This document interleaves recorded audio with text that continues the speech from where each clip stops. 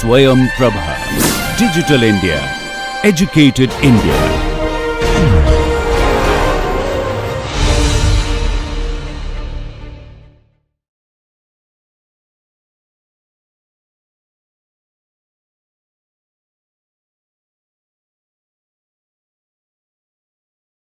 This is my first time teaching in something like this.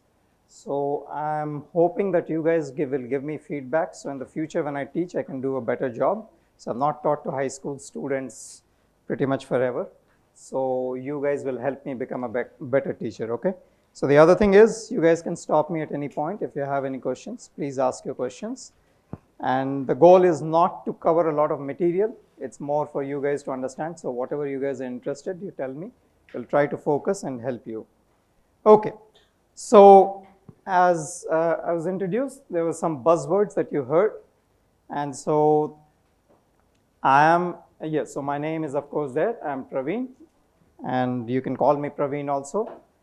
And I'm I'm an experimental physicist. Okay, so I'm associated with the physics department and the electrical department. My background happens to be in this for you to also know, because you're thinking of your careers ahead, how your career may progress. My own journey is a bit circuitous. So I got through JEE, I got into ceramic engineering at what was at that point ITBHU. And so from there, I went from ceramic engineering into a master's in material science. Then I said that I want to do something else. So I tried doing a master's in electrical engineering. So I did a master's in electrical engineering, and then but my advisor happened to be in physics. And now finally, I'm a faculty in physics. So it has slowly, so it doesn't mean that if you start one place, you have to end at that place. You guys will have your own journeys. So what you're going to see is, I'm going to talk about, as I said, I'm what they call an experimental physicist. So as you know, there's usually in physics, we talk about experiments. And so one thing you should understand is this notion of physics, chemistry, mathematics, whatever we have. Yes, there are some general divisions, but ultimately knowledge is knowledge. And so a chemist will also work on closely related stuff. Many other people work on closely related stuff. We have established certain boundaries because we want to teach in a certain way. We have learned in a certain way. But as you go further and further into knowledge, it all becomes the same. What I do is, of course, experiments, which means there is a lab. We do some hands-on work. We get some data, we analyze, and we try to understand how nature works and how to use it. I'm not sure how your lab, have you guys been to any labs? You have visited many labs. You guys are welcome to visit my lab also if you guys have time. And so the kind of things I work on, so I'll try to give you a brief flavor of what is the type of research I do. And so I've put a title, Nanoscale Magnetic Spectroscopy and Imaging. I'm not imagining that you understand the title. That's not the goal. But I'm hoping that by the time we finish, you will have a better idea of what the title means. Okay? So we're going to go through this and try to understand these terms. What are these terms? What are all these things? And why are we interested in each of these things? Okay? So we'll start with that. And so nanoscale, I'm hoping this is actually something that you guys kind of understand, right? You understand what is nanoscale. Of course, scale does not say in which domain I'm talking. It could be in time domain. It could be in spatial domain. In this particular case, I'm talking about spatial domain. So I'm talking about doing something, at least imaging also you understand. You understand that I can form an image. So I'm talking about trying to form images at the nanoscale. That means we are wanting to make some images at the nanometer scale, or at least submicron scale, let's say, okay? So submicron to nanoscale. How we are going to do is something called as magnetic spectroscopy, okay? Magnetic, I hope you guys have some idea. You have at least come across magnetism, magnetic. Spectroscopy also, you probably have come across the term, at least. How many here have heard the term spectroscopy or have a reasonably good idea? You understand, okay, so that's good. So you understand what is spectroscopy. So how we are going to put all of these things together is the key thing. So you may know piecewise manner what each of these terms mean. So how are we going to put them together? That is what we are trying to understand. let's see, do we have to? So what are the kind of things? So this magnetic spectroscopy, whether you know it or not, you kind of already know it, or at least you know what it can do for you. It is at the heart of what is called magnetic resonance imaging, okay? And so that is MRI machine. All of you, whether you have been in it or not, you at least are aware of MRI machine, right? So this is part of the motivation of the research, is that we are trying to develop the next generation of MRI machines, so to speak, okay? And so this MRI machine, so as you know, it can give you very nice pictures of your body, of your brain in this case, as you're looking. Of course, most people are very hesitant to get into it, but nonetheless, if you do manage to get, you'll get some nice pretty pictures of your brain or other parts of your body. You can do all of that. And it also helps us understand the effects of, okay, is there a disease in the body or not? You can also study effects of you had just had coffee. So you can put into what is called functional MRI. You can go look at your brain, and you'll see that certain spots of your body light up when you have drank coffee. And so you can see which chemicals is affecting which part of your body, or how it is affecting. People try to understand, okay? So there's of course a very big tool. People use it, but it is this technique of MRI, it has been developing since the late 1940s or even early, since we understood quantum mechanics, since we understood that there were spins, and since we understood that spins are inherently related to magnetism, people have been developing the theory of this magnetic resonance, as you will hear the term. So you'll hear this term magnetic resonance a lot, okay? Magnetic resonance MRI is magnetic resonance imaging, and so you'll hear me use the term magnetic resonance or resonance quite often. So we'll come and discuss resonance. I'm still setting up the motivation. So, but it has, just to give you the impact, that it has many significant impact, that it has 7 Nobel Prizes already have been awarded over 5 years, from about late 1940s till now, okay? You have had 5 Nobel Prizes, and that shows, and in fact there should have been most likely a 6th one. It's unfortunate that the 6th person did not get. You don't have to remember all of this, but the idea is that it has made significant contributions in terms of, let's say, diagnostic tool. And now we are finding that it actually has a lot of contribution even towards quantum technologies. In fact, a lot of how we are, I think you had a lecture by Professor Prabha Mandyam, right? Talking about quantum technologies and understanding qubits and controlling qubits. And a lot of how, did you guys hear a term of decoherence? Do you remember? Or the loss of quantum information, and how you overcome loss of quantum information.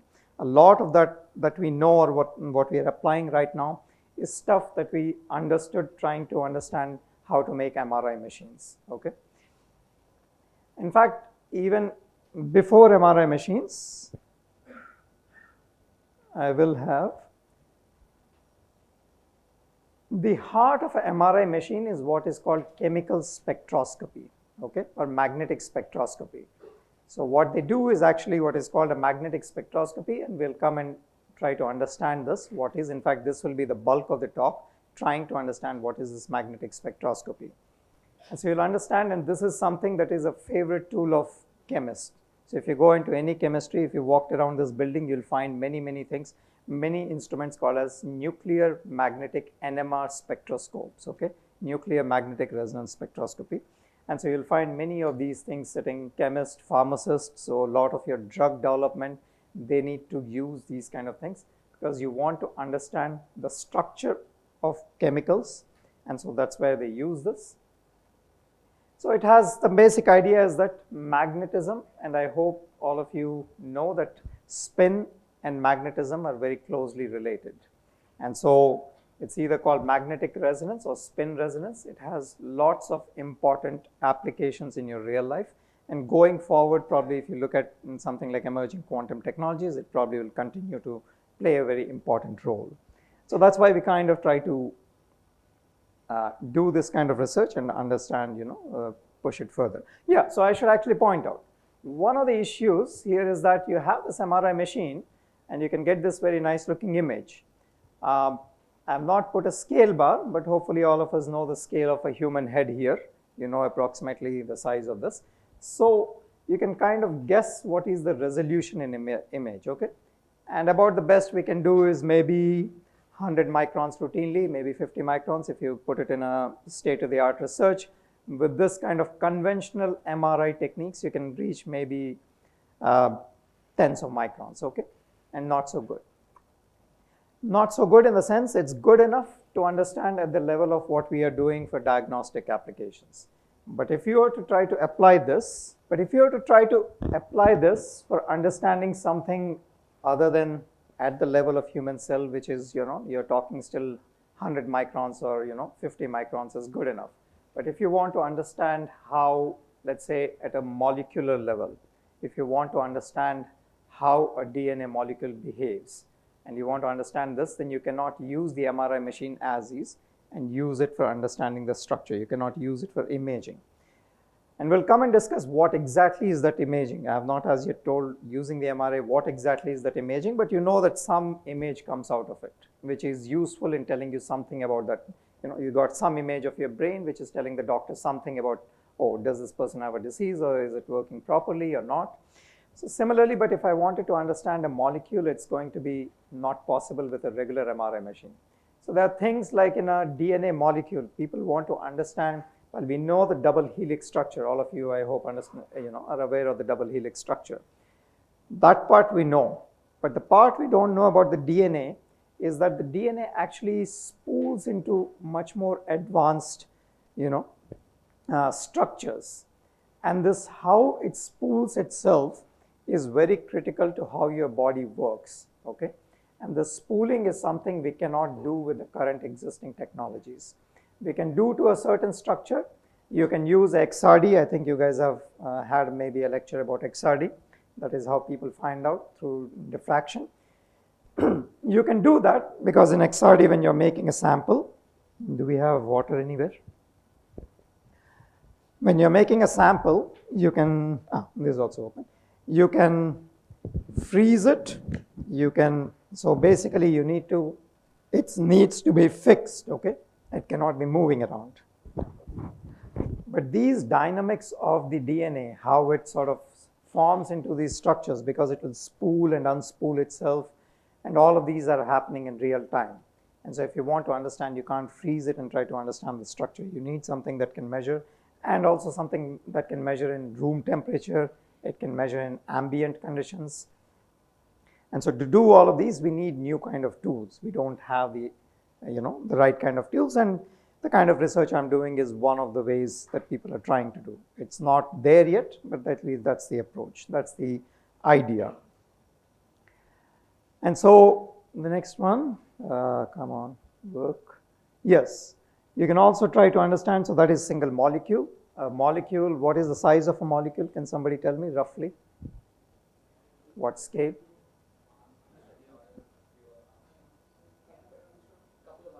Couple of angstroms. You could have longer molecules also. DNA will probably be longer and will be a bit bigger. But then you go to single cellular level. Can somebody tell me what is the length scale of a cell? Of microns. So you want to understand something at the cellular level again, that you cannot again do with what exists. Similarly, we will have lots of interesting magnetic devices or other kind of devices that we are nanoscale. So all your devices, as you know, these days when you have a transistor, we are talking of what?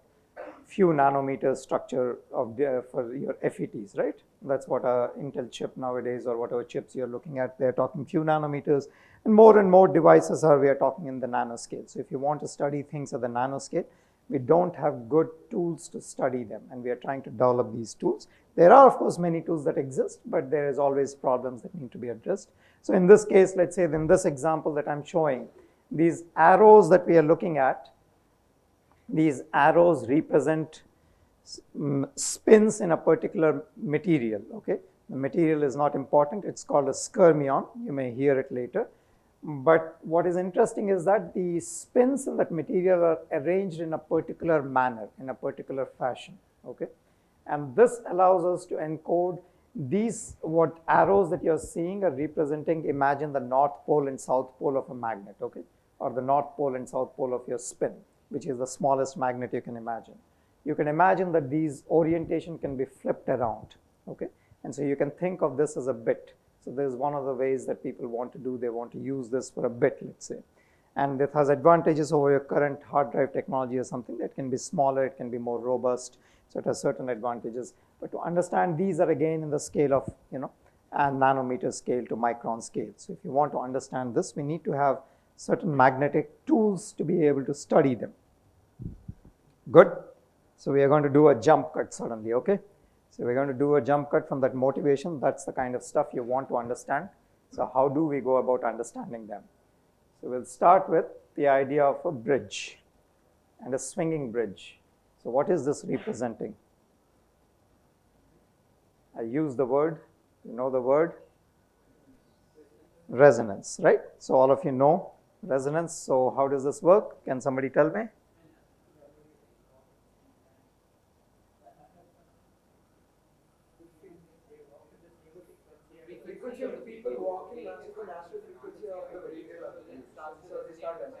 And it starts resonating. And you heard, so what is resonance? Can you tell me again? When it matches, what happens? Amplitude of the vibration increases. So the response of the system is maximum at the resonance frequency. So we'll go and discuss. But the idea is this, of course, there's the Millennium Bridge in London, which collapsed when people started walking. And in this particular case, of course, they're not walking in lockstep. Sometimes when armies are going, they'll walk in a lockstep. So it's not a precise frequency, but there were enough number of people all walking enough at the same frequency that it drove it into its resonance. So do you know about what is the resonance frequency here, roughly, of this bridge? Can somebody take a guess? What would be the, so you said natural frequency has to match the frequency, right, the drive. So what is the approximate frequency? Can somebody take a guess?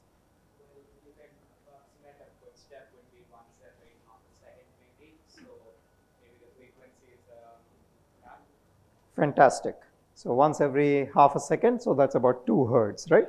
So it's roughly, I think they calculated it to be about 2.2 hertz, but close, that's a fantastic idea. So that's exactly, so roughly people are taking footsteps around. So you're getting, so that's about 2 hertz frequency there, okay? And so that brings us to the idea of, and if this, some of it is basic, that's okay, that's good. We'll get to slowly and we'll get to the, if you guys all don't ask me too many questions. So please ask me questions if you have doubts. But if you all know about these things, we can go through further and we can go deeper into the talk also. So yeah, so we'll come back to the idea that oscillators and resonators, these two words, I hope I want to emphasize, and I'm going to, even if you know, I'm going to emphasize some of the basics here, because oscillators and resonators play a very important part in your life. You may or may not know it, but they play a very crucial part in all of your technology, okay? Even how the body works and how many things work based on this. And so most of you are probably aware of the problem of mass with a spring, and you're aware of what is called the simple harmonic oscillator, right? All of you have heard the term simple harmonic oscillator, which is one of the most annoying terms to me in all of physics, because there's nothing particularly simple about it. You'll keep doing your PhD, and even after your PhD, and you'll still be dealing with the simple harmonic oscillator, and you're like, damn it, when do I get to the complex part? And there's enough in the simple harmonic oscillator that you can spend your entire lifetime, even now, just dealing with the simple harmonic oscillator. And there's, of course, an approximation. There are complex oscillators. It's just that so much we can explain just using simple harmonic oscillator, and even just understanding with a simple harmonic oscillator takes enough time that getting to the more complex one, is tedious. So, but this plays a very important part, this simple problem that you may be doing for your whatever entrance exam or whatever you're trying to, or whatever exam in general knowledge that you want to learn. But this plays a very important part in your life. It plays an important part if you're, if you're interested in arts, if you want to play a guitar. There is, of course, a resonator. So what is the resonator here? Can somebody tell me in the guitar? Strings. So you pluck, you have standing waves on the string. So you have resonances in the string.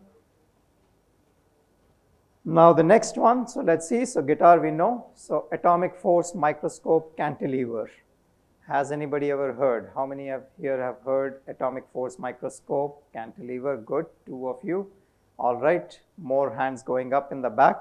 All right, so someone in the back then, tell me what is atomic force microscope. Can somebody give him a mic? Is there a mic that can be passed around? Ah, you have a mic, right? Yeah, everybody has a mic. There's a cantilever and it vibrates at a frequency and it measures the distance of the surface below it. And it gives like the surface image. It gives the Surface image. surface Image. image, right? Fantastic. That's an excellent answer. What you're seeing here is this cantilever. So forget the chip. The chip is just something to hold the cantilever. But this is a cantilever, which is basically a diving board. So you have a diving board. Now this diving board is a mechanical structure which will have its own natural frequency. Okay. So and if you can drive, it will have its own resonance frequency. And this actually can be used to measure the distances, as he said, from a sample. So you have a sample whose image, whose what is called the topographical image, let's say. So it has certain variation you can measure. The thing, of course, to be important, and this itself also, so the important thing here is to understand the dimensions and what is the scale of image that it is providing you. This here, the width here or the length here is about the width of your hair, okay? So that's about 100 microns. So that's about the length of your, the length here is the width of your hair, okay? So it's a tiny thing. The width, the thickness of this cantilever is about 2 microns, okay? And so the width you can measure out from that. And at the end of it, there's this sharp tip. The sharp tip, the radius here will be probably about 10 nanometers, okay? And so these are things that we can make. These are things, of course, now you can routinely buy. And when you do this, this has its own resonance frequency. It can do, it can create. And so what it does is, what it is being actually used is that if you put a sample, and the sample will be typically of the order of, 10 nanometers or, 50 nanometers at most. 50 is too far away. So something of the order of angstroms to nanometers, it will feel a certain force with the sample. The force, the most primary force is van der Waals force, okay? But it could be magnetic force, it could be electrostatic force, whatever is there in the sample. And because of this force, it's going to vibrate, okay? And if you're doing at that, the amplitude of motion will change because of the force that it is experiencing. And you can record these things, and based on that, you can work out what is the topography, what is the image of the sample. So that again is based on resonance. Similarly, come on, all of your electronic devices will have these oscillators. This is intrinsic to how this works. This is what provides the clock. Without a clock, you will not have any electronic device. You're going to have this because all your circuits are based on digital circuits. They require a clock, and so this is based on the simple idea of a RLC circuit. So all of you have done any problems on resonance in RLC circuit? Have you guys come across resonance in a RLC circuit? Okay, so I will urge you to look up. It's not that hard. You can even find it in Wikipedia. In fact, that image is from Wikipedia. It's quite easy. Find resonance in a RLC circuit, okay? You have done analysis of RLC circuits, right? You guys know RLC circuits is not something that is taught to you as yet. Okay, so maybe in the 12th grade you might see. So, but you have these, but these are oscillators that sit and they oscillate at a particular frequency. Here it says 16, that 16 refers to 16 megahertz. So that is an oscillator that works at 16 megahertz, and that's a very common oscillator that you'll find. Similarly, you will have oscillators, and understand the oscillator and resonators are very closely related. Oscillator just means that something that is oscillating at a periodic frequency. And a resonator then means that it will have at a particular resonance, at a particular frequency, the amplitude will be more, okay? Even your atomic clock is ultimately based on an oscillator that is sitting, and one of the most common standard that is used the world around is called based on cesium atom. And this is what we are going to try to understand these kind of things. What you're seeing here are energy levels inside the cesium atom. So now I've been told that you guys have basic understanding of quantum mechanics, right? You at least understand that there are energy levels that is at the heart of quantum mechanics. So there are energy levels inside the cesium atom, and you're looking at what are called transitions between the two levels, and that is what drives the atomic clock. And so this is just a very brief example of all the kinds of ways that resonators play an important part in your life, and whether you know it or don't know it, but they're very crucial, and understanding it is very important. The second is, then you want to understand what is a simple harmonic oscillator, as I said. And simple harmonic oscillator has an equation given something like this. Now, who understands what is x double dot? Do you guys know what? Okay. So you guys understand that this is the double differentiator with respect to time. So this is what? This is just an acceleration. So you have the acceleration term, and usually if a force for a spring equation, you may not know, all of you may not know this, but you'll know that there is a k spring force, right? So that is the spring force, that is the acceleration, and you could in principle apply an external force also on it, okay? So you could apply external force on it, and you could do. The gamma here, gamma x dot term, this is the most common term that is given by the frictional force, okay? So when you have frictional force, what is also called damping, so you will have a damping force that is typically related to the velocity. You will have this middle term, so that's related to damping. So you have the acceleration is given by the sum of all the other forces that are being applied. So you have the spring force, you have the frictional force, and you may apply some other external force also on it. What we want to understand is how does this behave when you apply a sinusoidal force on it, okay? So when you apply a sine omega t, this is the simple harmonic oscillator when dealt in a classical mechanics, okay? And when you do this, you're going to find, first of all, in the time domain, or in the time, if you plot the solution to this, we are not going through this. When you come to your next, when you come to college, first year of college, or if you're interested, you can find it. It's not that hard. You'll find that the solution will in fact be another sinusoidal. It will react sinusoidally, but it will take some time to actually come up to a certain amplitude. So it won't immediately come up because there are some frictional forces that don't let it actually. So it will take some time, it will come up to a certain amplitude. And so this in time and this frequency will match this frequency that you have applied. But if you change this frequency, this omega, and if you plot how the system will respond, how this amplitude will respond as a function of that frequency, you will of course get to resonance. When you hit the natural frequency, which may be omega naught here, I have not shown it, which is, let's say, omega naught is the natural frequency of that system, it is going to have a resonance, okay? This is what is called the resonance curve. So you will have an amplitude that is maximum at a certain particular frequency when it matches the natural frequency. And so this is stuff, you can have the quantum mechanical version of this. What is the quantum mechanical version of a simple harmonic oscillator? Is that if I have two energy levels, so sorry, that is a screen that will reflect. If I have two energy levels, okay?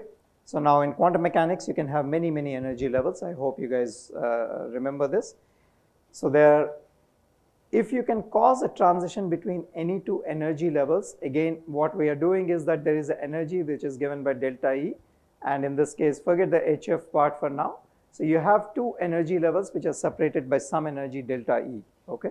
And this delta E as a function of frequency, so if you were to apply a photon here, if you try to cause a transition, so I think you have been told about ground state and excited states and other things and how you can cause transition. So if you were to apply a light of a particular frequency or a particular which is equivalent to a particular wavelength, at a particular frequency, it will cause a transition from one to the other.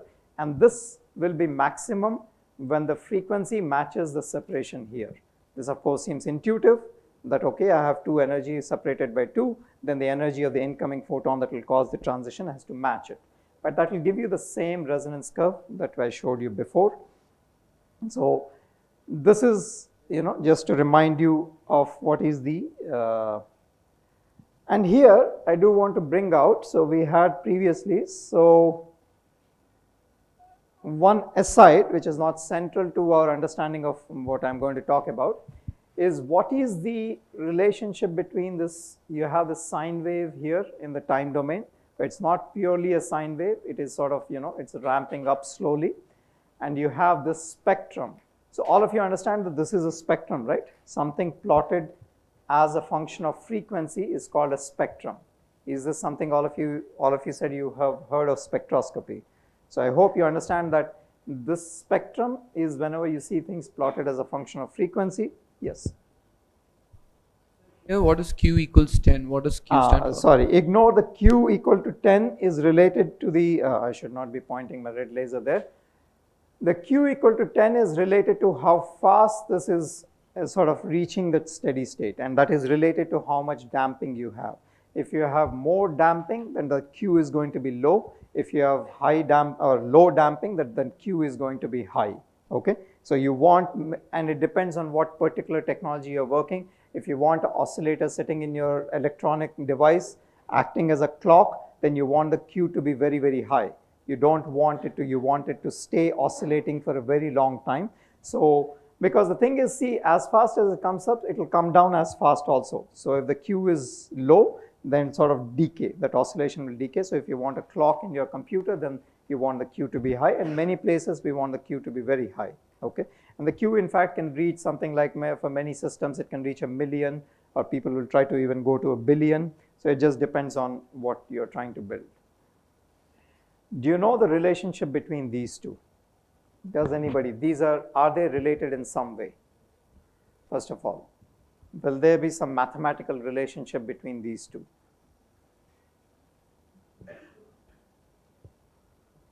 Does anybody? So this is something that, somebody said something? Okay. Okay.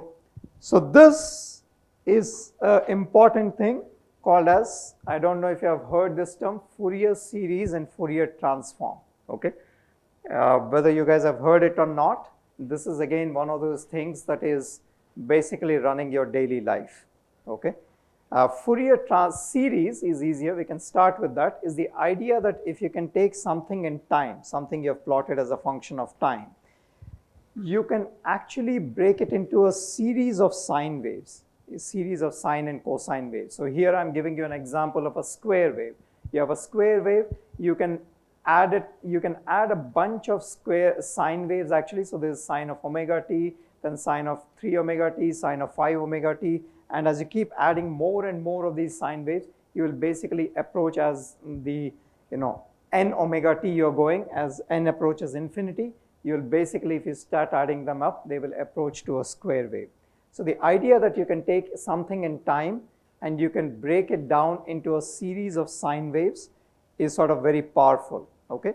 And this is how all of you, when you have an audio control, when I'm changing you'll say that, hey, the bass is more or the treble is more. What we are doing is we are taking something that is coming in time. My voice is coming through the mic. I have something I've measured in time. So what is happening is voice is coming, it's going to a mic. You're basically measuring a voltage.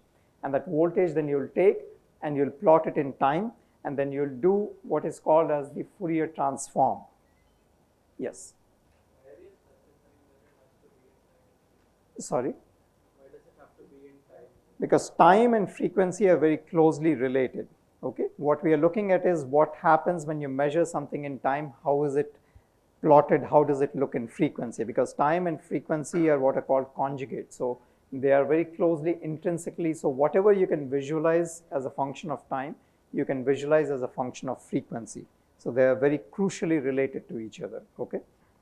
And so the time can be transformed into frequency. That is the basic idea. So they are kind of, you can think of inverse of each other, not strictly the term, but kind of. So, okay, so whatever you're thinking in terms of time, and so you can take this and you can convert it into a bunch of frequencies. My voice is coming, you can convert into a bunch of frequencies, and you can look at what frequency. When you say bass means I have low frequency.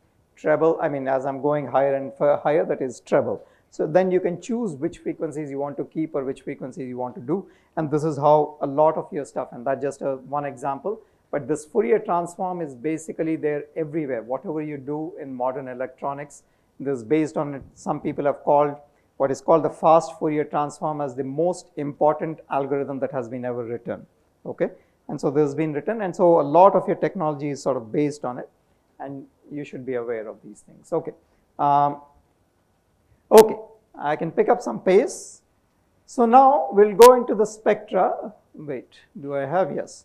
So in the spectra, of course, you do know about oscillators and you do know about resonances. All of you probably have dealt with the Lyman-Balmer-Paschen series, right?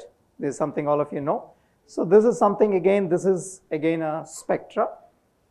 It's called a spectra because you're talking of wavelength. Wavelength is intrinsically related to frequency, all of you know. So you can plot this, and this again is resonance. As I said, you have two energy levels, you're causing transition between the two energy levels.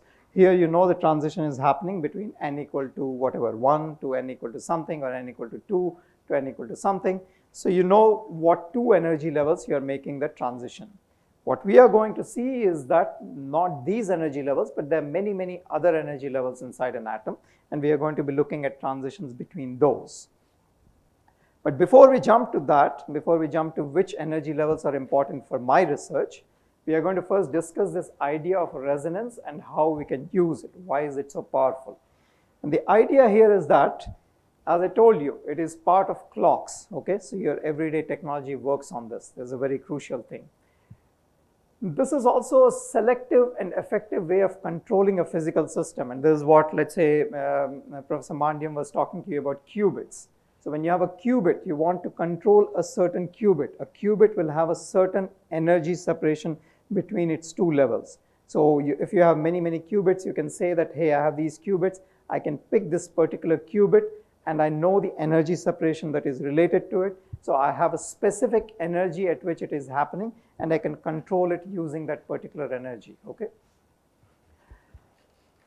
And it tells us about the internal structure of an atom. And so for all of these things, we should understand what this resonance curve. So you should look at this resonance curve carefully, and you should understand what is the things that you should be careful about. So the things that are there is you have a resonance curve. So this is plotted as a function of frequency. You have said how the system is responding. The x-axis here could be many different things. It depends on the experiment, or it depends on the particular device that you're using. You could be looking at light intensity. You could be looking at the motion of a spring, of a mass on a spring. So that could be many different things, depends on the exact thing. But some response of your system is reaching a maximum. What you need to pay attention to is where is the maximum happening. That's important. You should pay attention to what is the width of this peak. You should in fact pay attention to what is the shape of this peak. That is also very crucial. And you should pay attention to what is the amplitude of this peak. All of them give you information about your system, and these are all very crucial. And this kind of resonance curves, as I said, happen across the entire nature, across the entire all of your technology, and we use it routinely. You could have optical resonance, you could have magnetic resonance, you could have mechanical resonance. All of them are there, and we use all but the basic principle will remain the same. Somebody was telling me about atomic force microscope. So the basic idea, what is being used in the atomic force microscope, will be the same as what I'll be teaching you, is that how we are going to monitor changes to this, and how we are going to understand something about a system. What system we understand may be different in the atomic force microscope versus magnetic resonance, but the basic idea, so long as you understand that you have some resonance curve like this, and we want to understand changes of that and what it tells you. What does it tell you? It can tell you things about the internal structure of an atom. It can tell you, so if you have an atomic Lyman series, Balmer series, you can tell something about the energy separation, right? A hydrogen spectra will look different from a helium spectra. So you can tell something about the internal structure. You can measure the structures of molecules. You can measure structures of devices. You can use it for fingerprinting of materials. This is why chemists have so many spectrometers, because what they are measuring, so when you walk into an MRI machine, what it is measuring is your body has water. Water has protons, and the proton has a spin associated with it. And so it is measuring how the resonance curve of your proton in your body is changing. And we are able to measure changes, and then we are able to say that something happened. Okay, if the resonance frequency changes from what I expect it to be, then I say, okay, something must have happened, and I can interpret that, okay, maybe this is happening because you drank coffee, or maybe because you have cancer, or maybe because of something else, okay? And the changes, but you have to understand, this goes back to somebody asked me about Q factor. these changes that we are measuring, one of the reasons why it is important is frequency measurements are one of the best things as humans we have been able to perfect. We can measure frequency more precisely than most of the things we know. Okay, the reason a GPS clock works and all your navigation and everything works is because we can measure frequency up to now. Probably state of the art is part in 10 to the power of 18. Okay, we can easily do 10 to the 9, 1 part in billion, 1 part in 10 to the 12. We can do these things routinely and we can measure very precisely. So in an MRI machine, we will measure changes of this frequency of the order of 1 part in million. Okay, so you measure parts of what is called ppm level change. So you'll measure parts of million and you can tell that, okay, the resonance frequency has shift, but that part in million shift also has a physical significance. You can say that something has happened. Okay, so I should pick up. So it's 12:10, so maybe I can try to. So with that basic, let me see what's happening again. Okay, so but the idea is that you can use it for fingerprinting of materials, and the idea that you can do it very sensitively. And this brings us to the idea of spectroscopy. Okay, that people use spectroscopic tools. There are many, many spectroscopic tools in the world that people use and why they use. And so there you can see a whole bunch of them here, covering the entire range of electromagnetic spectrum. Okay, and you can see many, many names here. I can't go through all of them. That will not be within the purview of time or within the time we have. What I can say is that you should pay attention to all of this. This is the visible range, which you have a detector. So your eye is a detector. You can detect in the visible range. Long range or long frequencies are the audio range. Although the audio, there's a big difference between sound waves and light waves. I hope all of you know. So sound waves are not electromagnetic, but nonetheless the frequency of this order is somewhere around here is what we hear, right? We hear from 20 hertz to 20 kilohertz. So somewhere out here in the long radio range. There are many, many kind of spectroscopic tools that looks at these resonances that are happening at different parts of the electromagnetic spectrum. And the reason is all of this tell you about something about your nature, about the materials that are there, what are these energy levels that exist and how they change. And what we are going to be looking at is what is called NMR, nuclear magnetic resonance, and EPR, electron paramagnetic resonance. Sometimes it is called ESR, electron spin resonance, because spin and magnetism are related. P here is paramagnetic, which is one kind of magnetism, okay, so this is the range, and if you pay attention, the range here is somewhere from the radio frequency going up to the microwave range. So that is what we are interested in. A very key thing that I'll point out here is that room temperature happens to be somewhere in the infrared range. Now, can somebody do this? This is my favorite problem to give to all students. Can you convert? How did I decide that the room temperature happens to be infrared range? Fantastic. So all of you are aware of KBT? Good. So you can use KBT and you can convert, and that's why when we have our thermal sensors. When you walk into a mall these days, they'll put it at those are all infrared sensors. I would say that this is a number that you should really remember. This is something worth memorizing. I have seen one faculty shouting at a student in my PhD days saying that because he could not tell him the number, he said that you need to have it tattooed on your head because it's such an important number. Okay, and I'll leave it as a homework example for you to work it out and tell me what that number. Okay, sorry. EPR and NMR. They're appearing twice. Where are they appearing twice? Like the microwave. Yes. Okay. Good. Yes, that's a good point. It is appearing twice. We will focus, let's say, on this part for now. Okay. If you understand that basic, you'll understand the other part also. But for now, it's okay. You can just focus on this part, right? So this is a number that I will tell you. I will urge all of you to work it out for yourself. How many here know the term electron volt for energy as a unit EV? So I will ask you to also work it out in EV. Okay, and you should work it out and you should really remember this number. And this number, the reason pointing out this number is because this is the reason we have very good detectors. The fact that this room temperature happens to be many orders smaller than a visible light is why we can measure visible light very sensitively in our technology. We can easily measure down to a single photon quite easily. We can have detectors, but if I want to measure microwave down to a single photon, I cannot do. And the reason for that is because a microwave energy is much less than thermal energy. And the basic idea of thermal energy is that it tries to randomize everything. So if I want to measure microwave energies, which are separated, two energy levels that are separated by much smaller than room temperature, I can't do it because the electrons, because of thermal energy, they'll just go get randomized and they won't sit where you want them, okay? So you should understand this, the implications of this for technology, okay? Okay, so let's go and try to understand. So we won't have, so this is the basic idea. Okay, so we have, how much time do I have left? Am I already running? Can somebody tell me? Oh, yes. By that logic, how does radio work? Because shouldn't that thermal disruptive randomness? It does, yes, it is, but what radio is doing is it's measuring a lot of photons essentially, okay? It doesn't have to rely on a single photon. So if I want to go to a quantum technology, then I want to measure down to a single photon. But for normal, so that's how even EPR that I said, even that is sitting somewhere far away. But that means that when I'm trying to measure an NMR signal, when I want to do an MRI signal, it is measuring of the order of about 10 to the power of 12 to 10 to the 15 spins in your body, okay? So it's just measuring a lot of spins. Yes?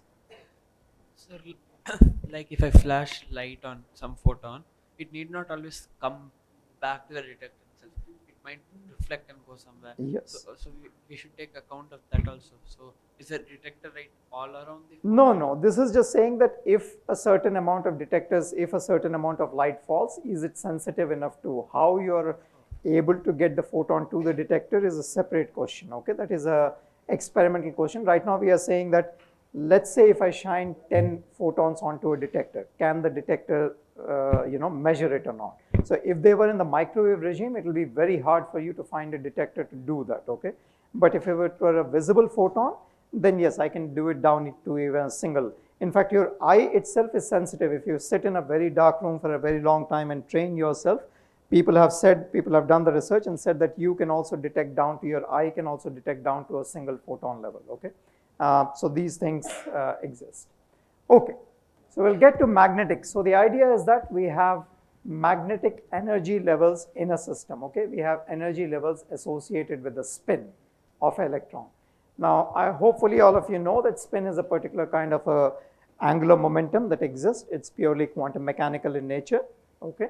And it was one of the things that helped us establish that quantum mechanics is indeed real, that when we understood spin, when we found the evidence for spin, and it is also the origin of magnetism, okay? Spin is finally the smallest unit of a magnet, so that's the tiniest magnet. Spin, of course, is possessed by, so you have electrons, nuclei, both of them possess spins.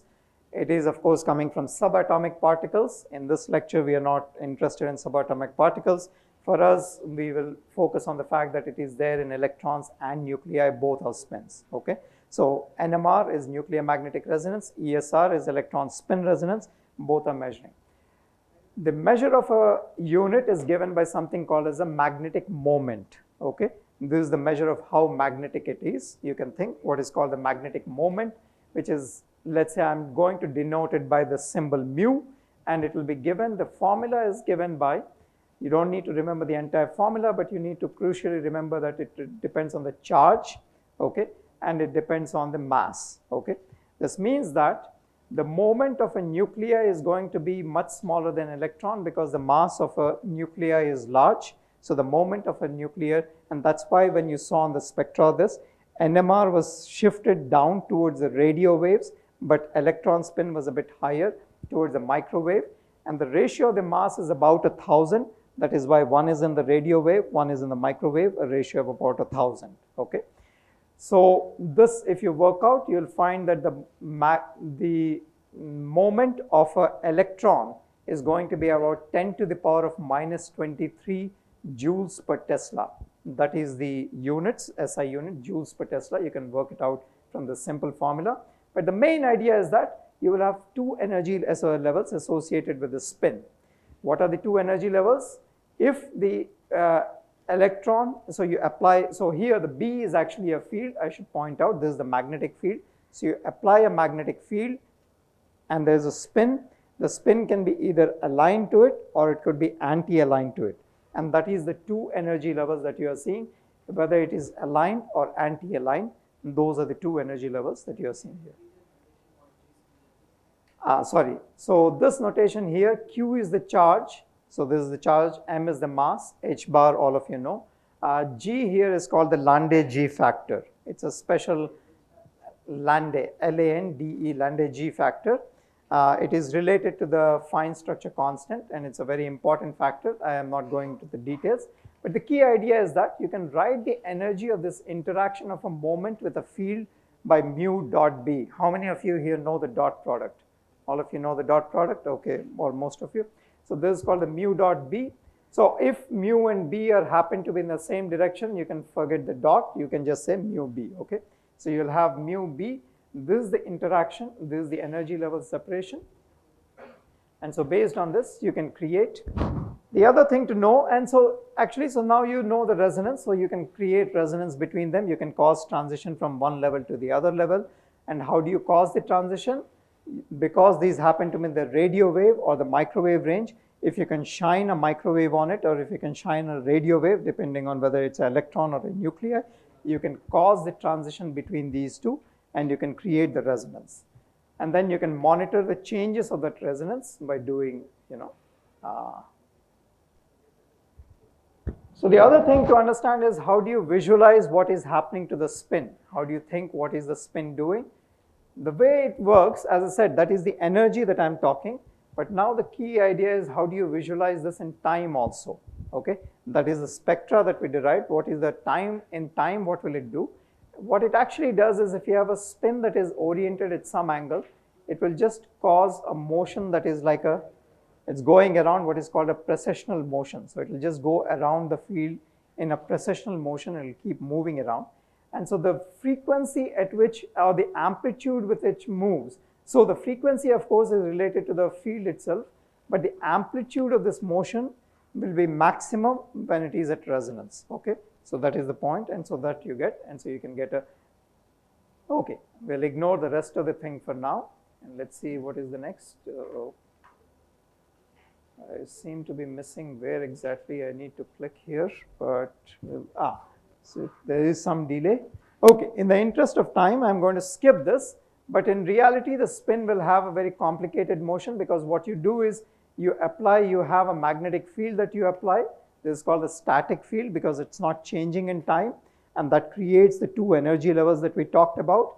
And then we apply another magnetic field which is called electromagnetic field, which is of the microwave or the radio frequency that we talked about, and that will cause so in time it will look something, actually the motion will look very complicated, it will look something like this, but the resonance, as we said, it will give you a resonance curve. So the response of this is going to be a resonance curve. So I'm going to give you a little bit of an idea about how we can use this. How we can use this is going to be related to how we are going to look at, ignore these terms, we'll come and talk. So as I said, you can measure the changes of the frequency. So this is something that people have done. So there's real data that I'm showing you. You can measure the changes of this. You have a spin and assume the same thing. I'm just looking at inverted. In my case, the signal comes as inverted. Ignore the inversion of the sign for now. But the same resonance I'm looking, as I measure the changes of the frequency, I can change how much magnetic field has changed, because there's a relationship between the frequency and the magnetic field also, which is given by this mu dot B. You can go and work out, and you can say, similarly in time, how these oscillations will change, I can change it slightly and I can measure it. But why am I doing all these measurements? What we want to understand is that if you have, so the goal here, as I said, is I want to do nanoscale MRI, okay? If I want to do nanoscale MRI, what does it mean? I want to be able to measure, let's say, a single DNA molecule. So imagine that in my DNA molecule, there's a single proton. I want to be able to measure the resonance. I want to be able to measure the magnetic field of that particular proton. So if I have a detector, let's say some magical detector that could come close enough, and it has to come close enough because otherwise the magnetic field from one proton is just too small, then you will be able to measure the signal. And you have to know what is the field from a magnetic. It will be about a very tiny number, and that tiny number, we are talking something of the order of nanotesla, okay? So Tesla, I hope all of you know Tesla is the units for magnetism or magnetic field. And so here if you're seeing this millitesla, and the changes that you're measuring is what they are showing is of the order of microtesla, but actually we want to go down to a nanotesla and be able to measure it, okay? And so what you can do is you can measure how the spin as it's moving around, how is it moving in time as it's going about, if its frequency is going to change ever so slightly because of the presence or absence of a proton, okay? So because of the presence or absence of a magnetic field, the frequency will be shifted ever so slightly. You may go from the red curve to the blue curve, or the blue curve to the red curve, and you want to be able to measure those kind of changes. And somebody had asked me that, oh, NMR comes in two different places. So there's a third way where you are actually measuring not the shift of the frequency, but you're actually measuring the changes to the line width, okay? Ignore what they're plotting here, but what they're measuring is the changes of the line width here. How is it broadening or reducing? And that will give you access to that lower frequency things that you saw, okay? So you're going to, so we have just 2 or 3 slides. I will show quickly for my, so this is a NMR spectra, ppm. So this is how they're able to measure slight changes in your MRI, you know, the frequency of a proton in your body, and they can make the signal.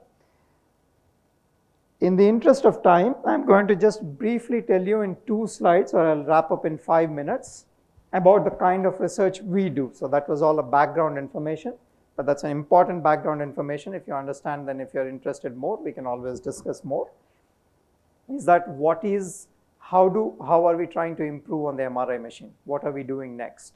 And so as I said, the current MRI machine requires you to measure about 10 to the power of 15 spins, and this limits the resolution because it's not sensitive enough. So what we do is we start with a diamond sample, okay? We start with just a diamond. And diamond, as you know, is all, what is diamond made of? Carbon. And what kind of bonding structure does it have? sp3 tetrahedra, right? So this is the sp3 tetrahedra that is being represented. What is important is that we don't deal with, just as your, semiconductors are made out of doping the silicon, right? You create some, you make a very pure silicon, then make it impure by adding something to it. That is how you create, a semiconductor for our devices. Same thing we'll do is we'll create somehow some defects. So we'll take a pure diamond and we'll create some defects on the diamond, and these defects play a very crucial part in what we do. And the defect here is something called as a nitrogen vacancy center. As it says nitrogen, that means that you have carbon tetrahedra. What you do is you knock off one of the carbons and replace it with a nitrogen, and then another carbon you simply knock off, which will be called a vacancy, as the name says. So if these nitrogen and the vacancy come close together, which can happen sometimes, you will form what is called a nitrogen vacancy center. And this center happens to have some very interesting property that make it a very, either you can use it for quantum computation, or as I'm saying, you can use it for nanoscale magnetic resonance imaging and spectroscopy. Why is that? What we are interested in is actually, I will ignore this, you can ask me later, is this negatively charged. And that's important because when you replace the carbon with a nitrogen, nitrogen is a group 5, carbon is a group 4, you have one extra electron, okay? You capture another electron, which gives you 2 electrons. The 2 electrons each are of spin half. They will give you what is called a spin 1 system, okay? So you'll form a spin 1 system. But what is important is that spin 1, that spin, so there is a spin associated with the NV center, and that's the key part. And that spin is going to be very sensitive to any magnetic fields around it. And it so happens that that line width that we're talking, which is very important, because sharper the line, easier it will be for you to measure any changes to it, right? It's actually very sharp. It's one of the sharpest that we can measure in a solid state material, okay? So it has an electronic spin, which has a very sharp resonance, and we can measure changes to it very easily. Why can we measure it very easily? There are two answers to that. Because it has one particular kind of energy level diagram. What is called, these are called energy level diagrams. These are showing all the energy levels associated with this. So this defect that is sitting inside the diamond, it is like its own special atom. So it is sitting inside the diamond, but it's like its own isolated atom sitting there with its own energy levels, okay? And so what are the energy levels associated with it? We'll come and discuss this, but I want you to understand why it is so powerful is because normally, as I told you, the spin levels are associated with microwaves. Microwaves, we don't have good detectors because microwave energy is much smaller than room temperature energy. So because of that, we cannot have good detectors. This is why conventional MRI machines cannot detect very efficiently. In this particular case, we'll find that we can actually, we can convert that microwave into a visible photon, okay? And instead of having to read it out through microwave photons, we can actually read it out through visible photons, for which we can easily have very sensitive detectors. And that allows us to do much more sensitive detection, and we can measure even down to a single spin, okay? Which is very tough by any other means, so you can measure even down to a single spin. And how does this work? We'll take another 2 minutes and we'll wrap it up. Let me see if I have. Okay, just for you to show, I should talk about the energy levels quickly. I'll try to go through this. These energy levels, these are drawn horribly out of scale, okay? The reason is I cannot draw them to scale because if I drew them to scale, this is associated with spin, this +1, -1, 0. So there's a spin 1 object. You know in quantum mechanics how it works. It'll go from -1, 0, and 1, +1. Those will be these spin states. You'll get these 3 spin states. These levels are much smaller compared to what are called the orbital levels. So you know orbital levels and you know spin, right? And so these, if you work out the energy levels, this will be about 1 lakh times smaller than the orbital levels, okay? So the orbital levels are about 1 lakh times. So obviously I cannot represent here, 1 lakh you will not be able to see. So I have to draw it horribly out of scale. But remember that this one is in the visible range, which is about 10 to the power of 15 hertz. And then you have the spin levels, which are in the microwave range, which is about 10 to the 9 range. So it's about 1,000,000 times smaller. And that's a very important thing that you need to understand. But what I'm going to do is, I have a way of converting the transitions here. I will be able to read it out, and that will be the last thing that I'll teach you. And then I know that all of you must be hungry and looking for a break, so we'll end quick. But I'll show you first is the orbital level. So the orbital level transition you can look at, and you can see this, that if I shine a green light on the diamond, you see this red spot here running through it. That is where these nitrogen vacancy centers are actually all through this piece of diamond here. But here the light intensity is the strongest. So you can see that red light coming out of it, because what I've done is I have these energy levels going back. I have these energy levels. Did the term fluorescence or photoluminescence come up anywhere in your previous this?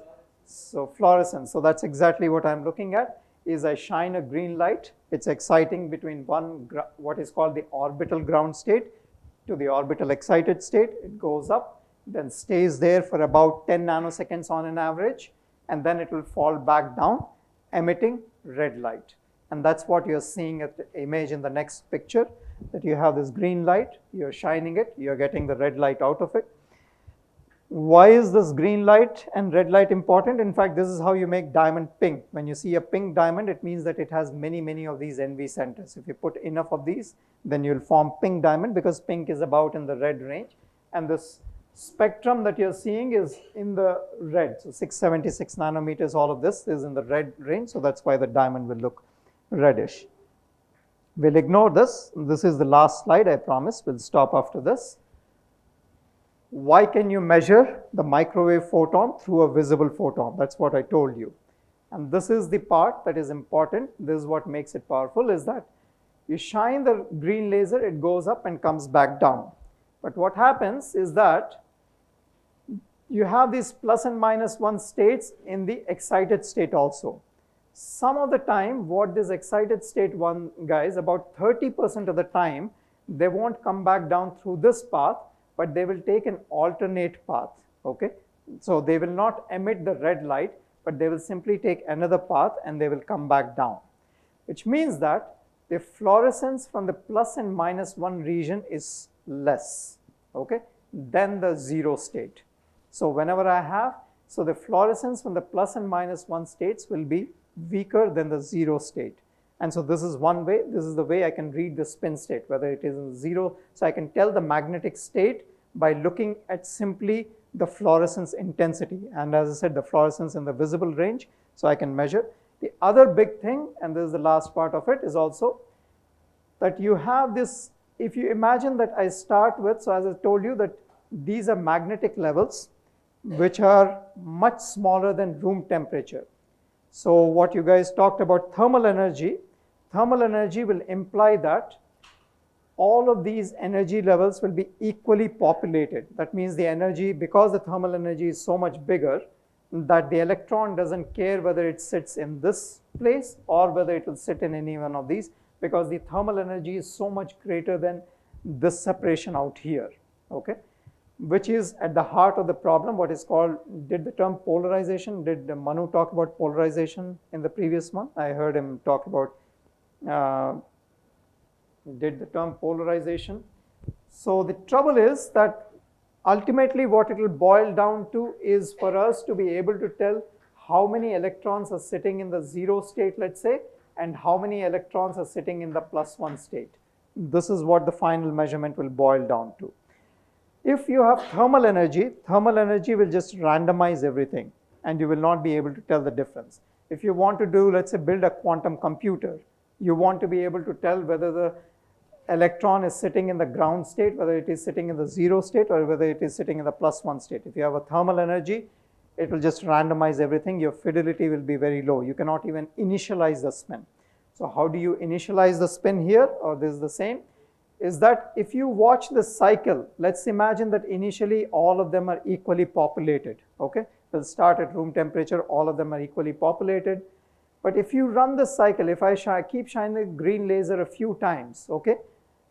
After a few cycles, what you'll see that every time some of them will be converted to the 0 state. So if you keep running it a few times, after a certain time, all of them will end up being in the 0 state, okay? And so you can make very high initialization for your quantum computer, or if you're going to build an NMR, that signal will become much, much higher.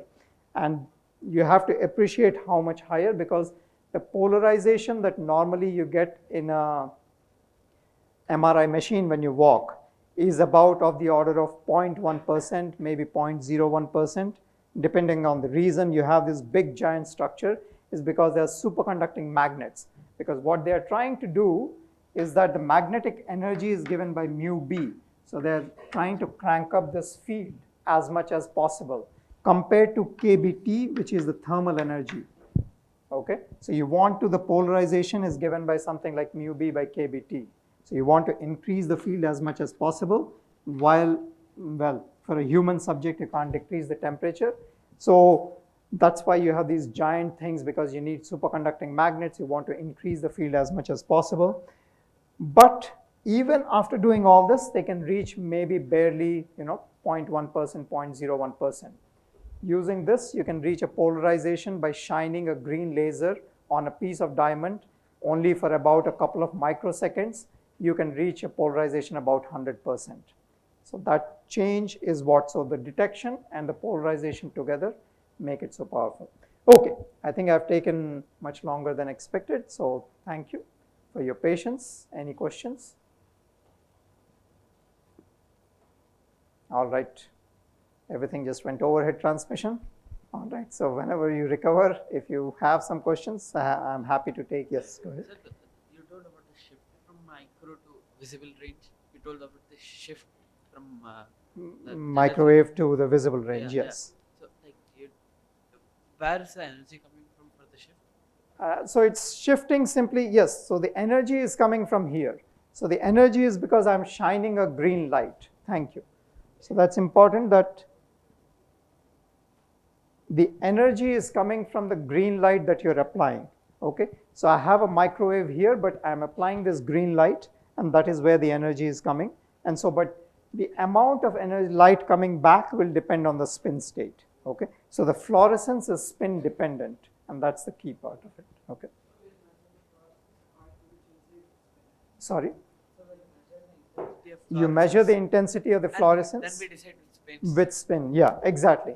And this is what was shown in this picture, why it was inverted, is because you are measuring the light intensity coming out of this piece of diamond. And what happens is that when it is in the zero state, it has high fluorescence. And at some point when it goes on, when it hits resonance, the microwaves are causing transition to go from the zero state to plus or minus 1 state, which is reducing the fluorescence, and that is what you're seeing here. Okay. Okay. Any other questions? Okay. If not, that's pretty much it. Okay. Thank you.